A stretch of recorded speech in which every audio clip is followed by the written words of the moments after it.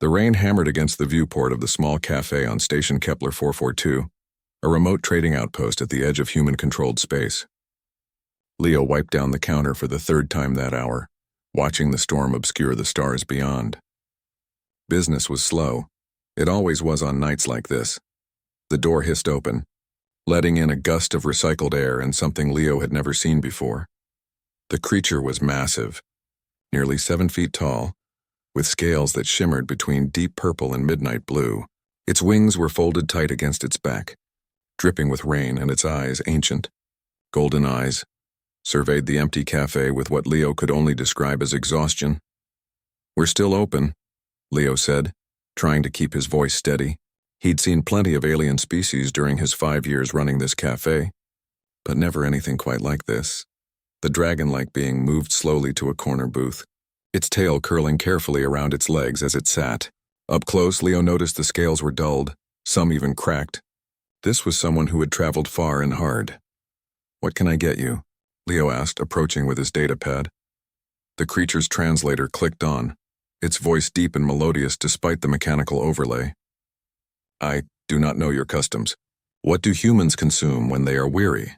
Leo smiled. "Coffee. Definitely coffee. Trust me on this one." "Then I shall trust you," the dragon said, and something about the way it said those words made Leo's chest tighten. He returned minutes later with 2 cups, one for the stranger and one for himself. The cafe was empty anyway, and this being looked like it could use company more than a server. "I'm Leo," he said, sliding into the opposite seat. "You may call me Dravik."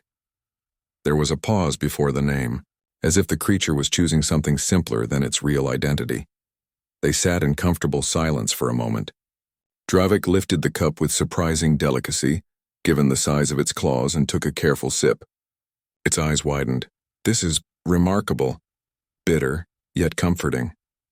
"That's coffee for you," Leo said with a grin. "So what brings you to the middle of nowhere?"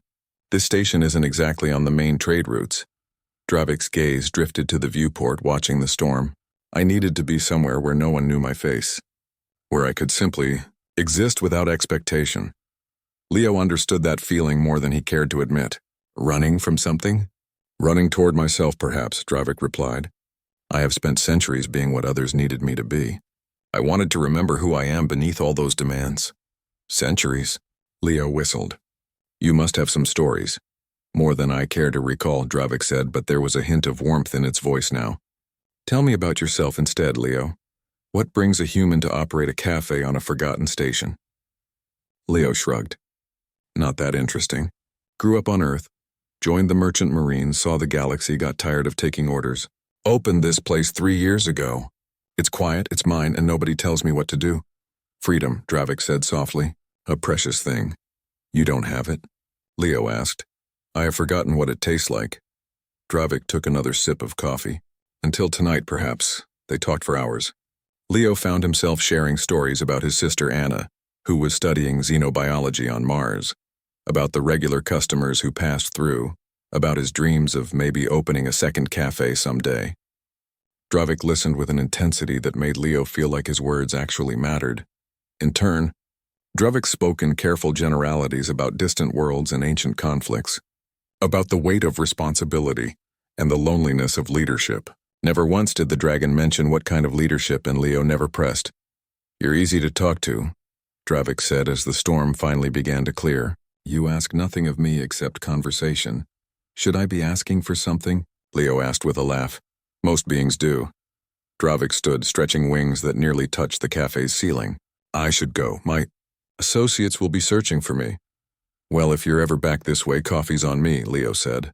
"Us lonely souls gotta stick together, right?" Dravik paused at the door, turning back with an expression Leo couldn't quite read. "Leo, you have given me something I have not had in a very long time." "I shall not forget this kindness. It was just coffee." "Man, it was far more than that." Dravik reached into a pouch at its side and placed something on the counter, a crystalline token that glowed with inner light. "If you ever need anything anywhere in the galaxy, show this to any draconian vessel. They will help you." Before Leo could respond, Dravik was gone, disappearing into the night. Leo picked up the token, examining it under the light. Strange symbols covered its surface, Symbols he didn't recognize, but that seemed somehow important. The next morning, Anna called in a panic. "Leo, are you okay? Did you see the news?" "What news?" "The Galactic Emperor, Emperor Dravik of the Draconian Imperium, disappeared yesterday. The entire sector's been on high alert. They just found him at your station." Leo's blood ran cold. "The Emperor?" "Yeah, he controls half the known galaxy. He's been leading the coalition against the Void Swarm for 300 years.